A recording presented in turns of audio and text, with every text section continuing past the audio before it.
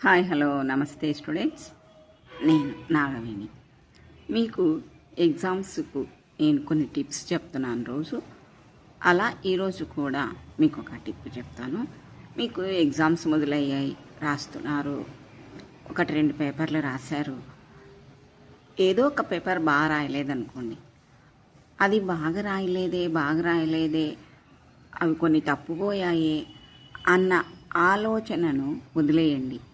ఆ ఆలోచన ఎక్కువగా చేస్తే మరుసటి రోజు ఉండే ఎగ్జామ్పై ఆ ప్రభావం పడి అది కూడా దెబ్బతినే అవకాశం ఉంది.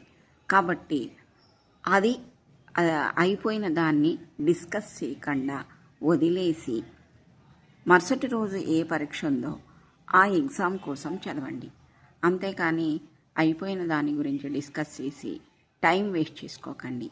మీకు ఏది కరెక్ట్ అనిపిస్తే దాన్ని వ్రాయండి. అంతేకాని అనవసరంగా టెన్షను స్ట్రెస్సు తీసుకొని ఎగ్జామ్ రాసేటప్పుడు టైం వేస్ట్ చేసుకొని మీ శ్రమను పాడు చేసుకోకండి. అలాగే ఆ ప్రభావం మరుసటి ఎగ్జామ్పై లేకుండా చూసుకోండి. ఇది మీకు ఉపయోగపడింది అనుకుంటాను. నా ఛానల్ని సబ్స్క్రైబ్ చేయండి, షేర్ చేయండి, లైక్ చేయండి. Thank you so much.